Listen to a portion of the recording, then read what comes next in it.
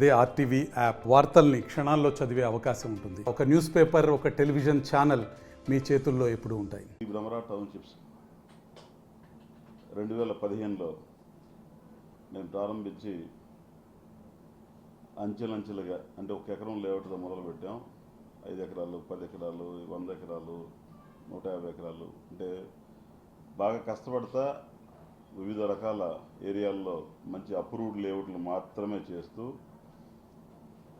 కంప్లీట్గా అన్ని అప్రూవ్స్ తోటి ప్రాజెక్టులు చేస్తూ లాభవండుగా ఉంటూ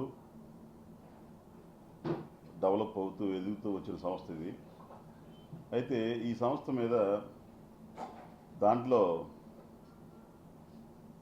ఇవాళ కొత్తగా ఎమ్మెల్యే భర్తగా 3 నెలల నుంచి మాత్రం ఎమ్మెల్యే భర్త అనేది తప్ప వ్యవస్థ మొత్తం మేము తయారు చేసుకుంది శ్రీ భ్రమరా టౌన్షిప్స్ ఎండీగా, సీఎండీగా మాత్రమే సమాజానికి బాగా తెలుసు.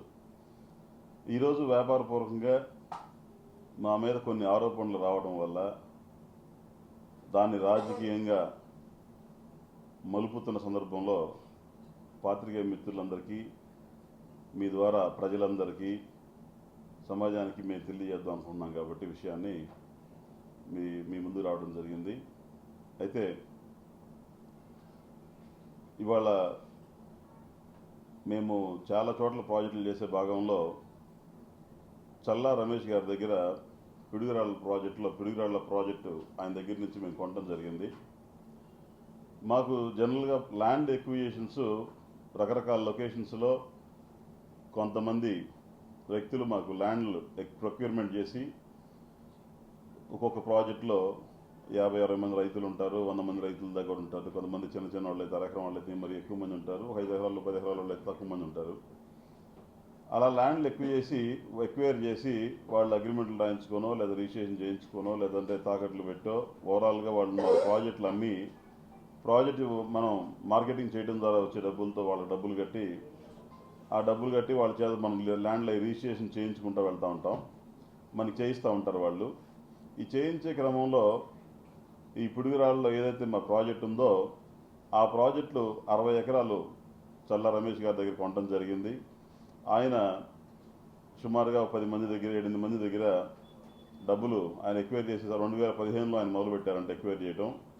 2022 ఆఖరిలో 23 స్టార్టింగ్లో మాకు పొలం అమ్మినప్పుడు ఆయన మాకు తెలియజేసిన విషయం ఏంటంటే కొంతమంది దగ్గర అగ్రిమెంట్లు చేసుకొని ఉన్నాం, కొంతమంది దగ్గర మేము ల్యాండ్ కొనుగోలులో భాగంగా డబ్బులు అవసరం అయ్యి కొంతమంది జనచైతన్య వాళ్ళ దగ్గర, అలాగే కొంతమంది పిడుగురాళ్ళలో ఉన్న వైశాస్ దగ్గర, ఈ కమ్మ వెంకటరావు గారి ఆయన దగ్గర, ఇలా కొంతమంది దగ్గర వడ్డీకి తీసుకొని వాళ్ళ పేరున పొలాలు రిజిస్ట్రేషన్ చేసి ఉన్నాయి. అవన్నీ కూడా మనకి మీ సమయానికి మీరు ఒప్పుకున్న సమయానికి మీరు ల్యాండ్ రిజిస్ట్రేషన్ చేసుకునే సందర్భంలో మేము మొత్తం రిజిస్ట్రేషన్ చేయించగలుగుతాము అని మాకు రాసుకోవడం జరిగింది.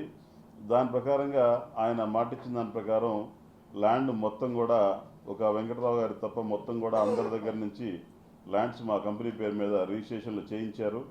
కొంత పొలం ఆయన పేరు ఉన్నది రిజిస్ట్రేషన్లు ఆయన చేశారు, ఆయన వాళ్ళ డాటర్ పేరు మీద ఇవన్నీ కూడా మాకు రిజిస్ట్రేషన్ చేశారు. అయితే ఈ సందర్భంలో ఆ టైంలో గత ప్రభుత్వం ఉన్నప్పుడు మాకు చాలా ఇబ్బందులు మేము వివిధ రకాల ప్రాజెక్ట్ లొకేషన్లో చేస్తూ ఉన్న సందర్భంలో చాలా ఇబ్బందులు గత వైసీపీ ప్రభుత్వంలో ఎదుర్కొన్నాము. వాటిలో భాగంగా పిడుగురాళ్ళలో కూడా వైసీపీ ప్రభుత్వంలో అక్కడున్న జడ్పీటీసీ డైరెక్ట్గా మేము భారతి గారితో మాట్లాడతామనే ఒక వ్యక్తి, కావ్య రామిరెడ్డి అనే ఒక వ్యక్తి, అతని యొక్క అనుచరగణమైన లింగారెడ్డి, శివారెడ్డి మరి కొంతమంది కలిసి అప్పుడున్న ఎంఆర్ఓనో లేదా సబ్ రిజిస్ట్రార్నో వీళ్ళందరినీ అడ్డం పెట్టుకొని ఈ వెంకటరావు గారు మాకు ల్యాండ్ ఎక్కువ డబ్బులు కట్టాల్సిందే అని కేవలం 27 లక్షల రూపాయలు కొన్న పొలాన్ని 48 లక్షలుగా అగ్రిమెంట్ రాయించి 45 లక్షలు అగ్రిమెంట్ చేసిన రిజిస్ట్రేషన్ చేసే సమయానికి మళ్ళీ 60 లక్షల ప్రకారం రిజిస్ట్రేషన్కి డబ్బులు అతను మన దగ్గర డబ్బులు డిమాండ్ చేయడం జరిగింది. దానికి మనం ఒప్పుకోనందున ఆ రోజున మా రోడ్లే పగలగొట్టి కూడా మీరందరూ గమనిస్తే మీరు చూడొచ్చు.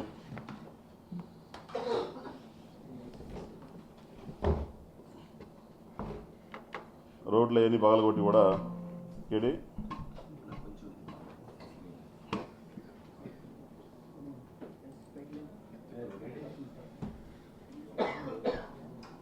అలా బద్దలు కొట్టి నైట్ కరెక్ట్గా 1:30 సమయంలో పగలు కొడితే ఆ టైంలో నైట్ అదే టైంలో మేము వెళ్ళి వాళ్ళతో మాట్లాడతాం ప్రయత్నం చేసే లోపే పోలీసులు కూడా మేము కంప్లైంట్ ఇవ్వడం జరిగింది. పోలీస్ వెహికల్ వచ్చింది, అది కూడా ఫోటో కూడా ఉంటుంది, ఉందని దాంట్లో నా ఫోన్లో ఉంది లేదంటే.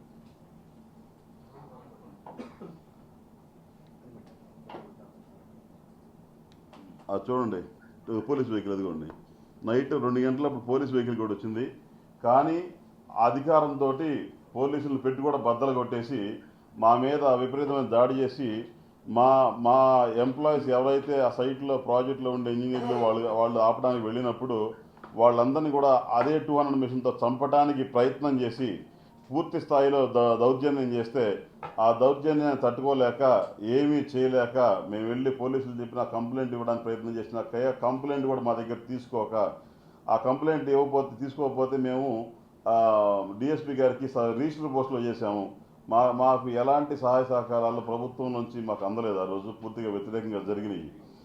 అయితే అప్పుడున్న వీళ్ళతోటి మళ్ళీ వాళ్ళ దగ్గరికి వెళ్ళి ఆ ల్యాండ్ రిజిస్ట్రేషన్ చేసుకోవడం కోసం, లేదంటే అక్కడున్న అనుమతుల కోసం, వీటన్నిటి కోసం వాళ్ళకి అదనంగా కోట్లాది రూపాయలు వాళ్ళందరికీ అక్రమంగా మా దగ్గర నుంచి వసూలు చేయడం కూడా జరిగింది. అయితే ఇలాంటి పరిస్థితులే కాకుండా కొన్ని ప్రాజెక్టుల్లో మా ఇంటి పేరు గల్లా ఉండటం వల్ల, గల్లా కంపెనీ మీద వ్యతిరేకంగా అప్పుడు ప్రభుత్వ విధానాలు ఉండటం వల్ల మాకు రావాల్సిన అనుమతుల దగ్గర కూడా ఈ గల్లా ఆ గల్లా ఒకటేనా అని మా అనుమతులని 10 రోజుల్లో రావాల్సిన వాటిని 7 నెలల పాటు ఆపి, సంవత్సరాల తరబడి ఆపిన ప్రాజెక్ట్స్ కూడా కొన్ని ఉన్నాయి. ఇలా గత ప్రభుత్వంలో ప్రతి చోట ప్రతి ప్రాజెక్టులో ఎన్నో అన్యాయాలకి, అక్రమాలకు గురయ్యి ఇవాళ కాస్త మన ప్రభుత్వం వచ్చింది, మన ప్రశాంతంగా అన్ని చోట్ల ప్రజలందరికీ బాగుంటుందనే ఉద్దేశంలోనే ఉన్నాము. కానీ ఇప్పుడు కూడా ఇతను ఏదైతే వెంకట్రావు ఉన్నాడో వెంకట్రావు గారు అతని పొలం ఏదో రూపాయి రేటు పెంచాలనుకుంటే పెంచేసో, కావాలంటే ఎక్స్ట్రా కావాలంటే తీసుకొని రిజిస్ట్రేషన్ చేసేస్తే అయిపోయేది. మేము ఇప్పుడు కూడా వివాదాన్ని దూరంగా ఉన్నాం. ఇన్ని 10 ఏళ్ల నుంచి వ్యాపారం చేస్తున్నా కూడా ఏ రోజు ఏ ప్రాజెక్టు దగ్గర ఎక్కడ ఏ రైతును కూడా 1% కూడా ఇబ్బంది పెట్టిన ప్రసక్తే లేదు. ఎందుకంటే రైతులంటే మాకు గౌరవం. వాళ్ళు ఆనందంగా ఉంటేనే మాకు ఇంకో 10 ఎకరాలు అమ్ముతారు, 10 ఎకరాలు దొరికితేనే మేము వ్యాపారం చేయగలుగుతాం అనేది మా నమ్మకం. కానీ ఎక్కడో ఒక చోట సొసైటీలో ఒక లిటిగెంట్ అనేది సహజంగా తగులుతారు మనకి. అదే పద్ధతిలో ఇతను అక్కడి నుంచే పిటిషన్లు పెట్టిన మనిషి, చేసిన మనిషి. అతనికి నాకు ఎక్కడా కూడా స్వయంగా రిలేషన్ లేదు. ఎందుకంటే మాకు రమేష్ గారు బాధ్యులు ఈ విషయంలో. రమేష్ గారే పొలం అందరి చేత చేయించాలి, అలాగే చేయించారు. కాకపోతే ఇతను ఒక్కడే విషయంలో ఆయన పూర్తి స్థాయిలో చేయలేకపోయారు. అయితే కొంతమేరకు అప్పుడు చేయించారు. మిగతాది చేయించడానికి అతను 2 రూపాయలు వడ్డీ నేను తీసుకున్నాను, 10 రూపాయలు వడ్డీ అడుగుతున్నాడు, నేను కట్టలేనని బతిలాడుతున్నాడు అతన్ని. కానీ అతను పట్టించుకునే పరిస్థితి కనిపించలేదు. సరే, ఏదో ఒకటి మేమైతే కస్టమర్లకు న్యాయం చేయాలి. మమ్మల్ని నమ్ముకొని కస్టమర్లు మా దగ్గర ప్లాట్లు కొంటారు, ఇల్లు కొంటారు, విల్లాస్ కొంటారు. వాళ్ళందరికీ మేమైతే న్యాయం చేయాలి అని 10 రూపాయలు నష్టపోయినా మేము పూర్తి స్థాయిలో ఆ 10 రూపాయలు ఎక్స్ట్రా ఇచ్చే సరే మేము వ్యాపారపూర్వకంగా సౌమ్యంగా మేము ముందుకు వెళ్తానే ఉన్నాము. అలాగే భవిష్యత్తులో కూడా వెళతాము. దీనికి ఇవాళ కొత్తగా కేవలం 3 నెలల నుంచి ఎమ్మెల్యే భర్త అనే టాపిక్ తోటి వాళ్ళ మీడియాలో వస్తున్నాయి. ఇదే మీడియాల్లో భ్రమరా టౌన్షిప్స్ వార్షికోత్సవాల సందర్భాల్లో చేసాము. ఇదే ఎన్నో రకాల ప్రాజెక్టులు లాంచింగ్లో ఇప్పుడు కూడా మేము చేస్తూ ఉన్నాము. కాకపోతే మీరు కూడా ఏదైనా సమస్య ఉందంటే మాకు తెలియజేస్తే మేము దాన్ని సానుకూలంగా మేము దానికి ముందుకు వచ్చి మేము పూర్తి చేస్తున్న క్రమంలో కూడా మేము ముందుకుంటామని కూడా మీకు తెలియజేయడం జరుగుతుంది. కాబట్టి ప్రతిదా అంటే ఇవాళ రాజకీయ అంశంగా కాకుండా మాది వ్యాపార అంశంగా దీన్ని పరిగణించాలని మేము మిమ్మల్ని కోరుకుంటున్నాము.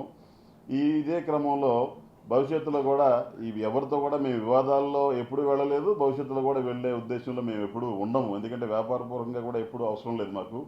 రాజకీయపూర్వకంగా నేను రాజకీయంలో నేను లేను. ఆమె పూర్తిగా యాక్టివిటీలో మా వైఫ్ గల్లా మాధవి గారు పూర్తిగా ప్రజలతో మమేకమై సర్వీస్ చేయాలనే ఉద్దేశంతో మేము చాలా చిన్న ఫ్యామిలీ నుంచి వచ్చాము. చాలా స్మాల్ లైఫ్ నుంచి వచ్చి అంచెలంచెలుగా ఎదిగి ఇవాళ సేవ చేయాలి అని ఆమెలో ఉన్న ఎప్పటి నుంచో ఉన్న ఒక ఆలోచనని ఆమె సర్వీస్ చేస్తూ వచ్చారు. ఆ సర్వీస్ కొంచెం విస్తృత స్థాయిలో చేయడం కోసం ఇవాళ రాజకీయంలోకి వచ్చి శాసనసభ్యురాలుగా ఎన్నికయ్యి మేము అధిష్టానం మాకు ఇచ్చిన అవకాశాన్ని మేము వినియోగించుకొని మంచి మెజారిటీతో గెలిపించి ఇవాళ గెలవడానికి కూడా 3 పార్టీల్లో ఉన్న నాయకులు, కార్యకర్తలు పూర్తి స్థాయిలో అందరూ కష్టపడడం వల్ల మాత్రమే ఈ గెలుపు సాధ్యమైంది. కాబట్టి ఇవాళ మనకి ప్రజలకు సేవ చేయడానికి ఆమె నిరంతరం జనంలోకి వెళ్ళి ప్రతిరోజు ఉదయాన్నే ఆమె స్కూటర్ వేసుకొని చిన్న చిన్న గల్లీల్లో కూడా వెళ్ళి అక్కడున్న శానిటరీ ఇష్యూస్ కానీ, రోడ్ల ఇష్యూస్ కానీ, ఎలక్ట్రికల్ ఇష్యూస్ కానీ, అక్కడున్న ఎమ్యూనిటీస్ ఇష్యూస్ కానీ అవన్నీ కూడా అధికారులతో ఎప్పటికప్పుడు ఆమె మాట్లాడి చేస్తూ ఉన్నారు. ఈ క్రమంలో ఆమెకు మంచి పేరు వస్తుంది. ఆ మంచి పేరుని ఇలాంటి లిటిగెంట్ రూపంలో వచ్చిన వాటితో ఇంకా ఎలాంటి ఒక లిటిగెంట్ ఫెలో ఇలా మంచి పేరు సర్వీసెస్ ప్రజాసేవ చేయాలనే ఉద్దేశంలో ఉన్న వ్యక్తుల్ని డిస్టర్బ్ చేసే స్థాయిలో ఎవరు ఎంకరేజ్ చేయొద్దని నేను ప్రత్యేకంగా మిమ్మల్ని రిక్వెస్ట్ చేస్తున్నాను. కాబట్టి మీరు ఏదైనా ఇంకా అడగదలుచుకుని కూడా అడగచ్చు మమ్మల్ని.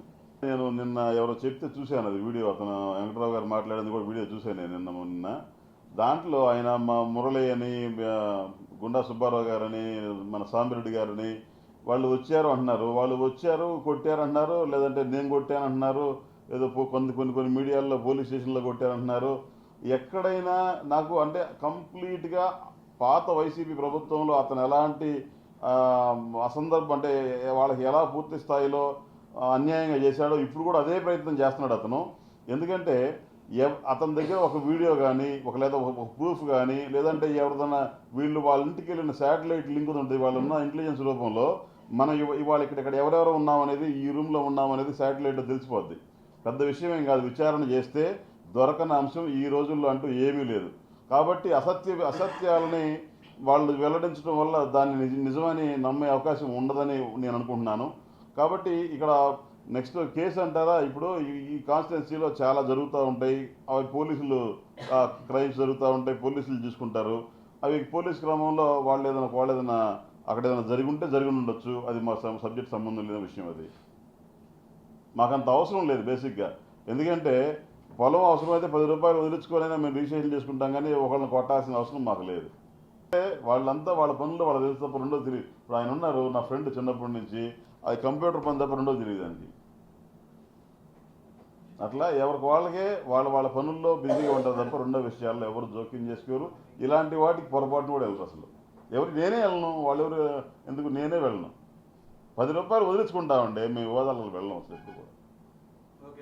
అసలు నేను బర్త్డేలు చేసుకోవడం అనేది అసలు నాకు 30 ఏళ్ళు వచ్చిందా నా బర్త్డే ఎప్పుడు కూడా తెలియదు నాకు. ఎందుకంటే పూర్వం పల్లెటూరులో పుట్టాము, ఆ డేట్లు కూడా తెలియదు.